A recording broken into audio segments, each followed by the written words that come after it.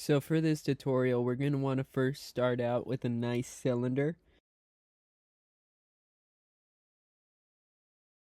And we're going to want something with really high subdivisions, but the actual amount of edges doesn't matter. Then we're going to take it down a little.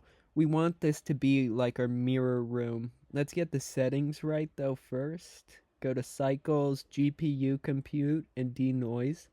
That makes it so it loads a lot faster. Add some edge loops like that and sort of randomly scatter them around. These are going to be lights that go around the room. Let's bevel them to kind of open up a little channel for those lights, but switch it back down to bevel with only one segment.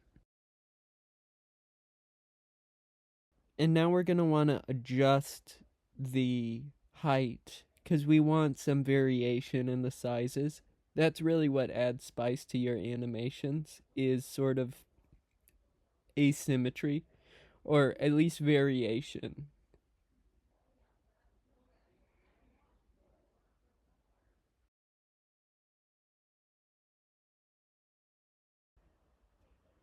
And then we're going to want to select these edges, press E, and then S, Shift, Z. Select only the middle, and then we're going to want to bevel again and turn it up a little to round out those edges on the inside. And then hit merge by distance to get rid of the vertices that are too close. Gonna want to assign a new material, and this is going to be the light.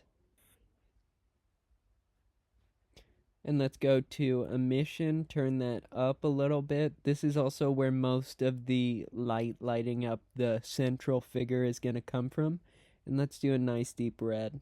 So if we switch to rendered view, this is what it's looking like on the inside. We're going to want to select the floor and the ceiling is what we're going to want to select next.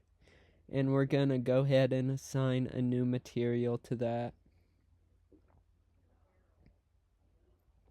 And this is actually going to be the mirror part. And for this one, we're going to do it like an actual mirror room. But you can see one way through the top. And then the second one we're doing is a practical version of that, I guess. But this one's going to be a lot less laggy. Let's adjust the camera a little bit.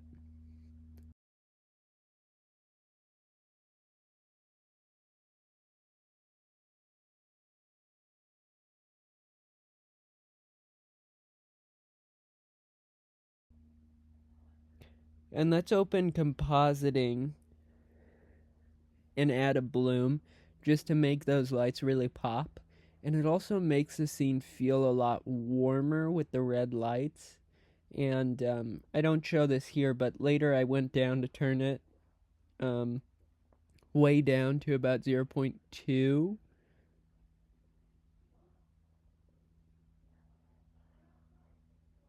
And switch it up to high quality. This does make it a little bit more laggy. And then just experiment with the different types of highlights they have. But in the end, I ended up just going with the bloom. Fortunately, I already have this figure that's kind of splayed out. And so I'm just going to add that into the center.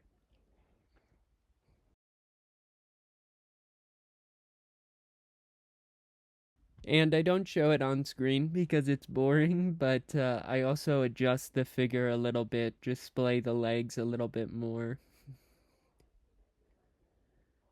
And so this is what it's looking like so far, but unfortunately the reflection's just out of frame, and so we gotta make it a little bit closer. Let's add a little bit more light though. Whoa, way too bright. Okay, let's turn that down.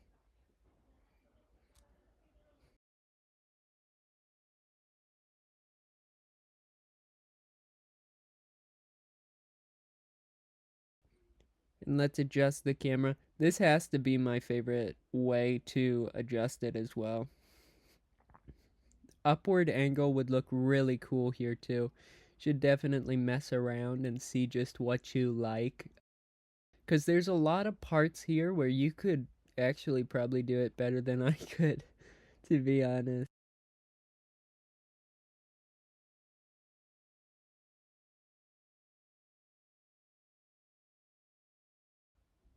And then let's bring the ceiling down a little bit so those reflections are a little bit tighter. And you could stop here, but it's only one reflection.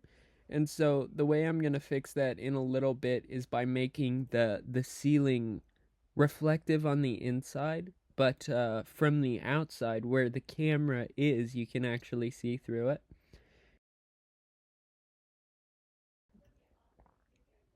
And so this is the setup that allows the camera to be above it and still be able to see inward, while the two mirrors is still like an infinity mirror. This took actually a lot of adjusting and moving things around and trying new things to see what works, and the final solution was pretty simple.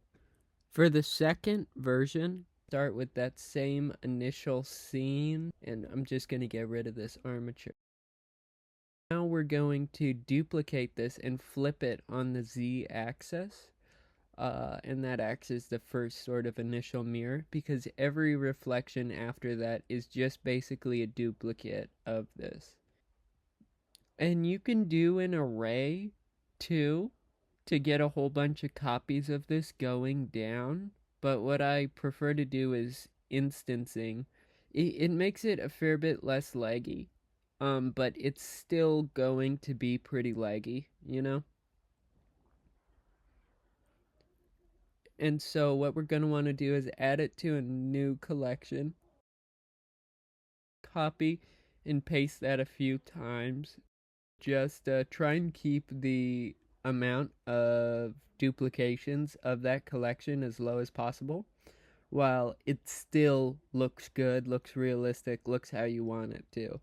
Because each time you do this, you're adding so many new vertices that it can really increase lag.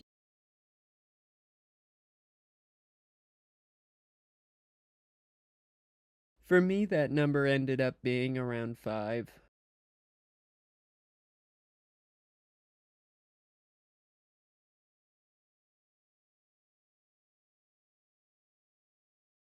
And each time what I'm doing is I'm just dragging this down, selecting one of the vertices on the top, and then lining it up with the bottom one.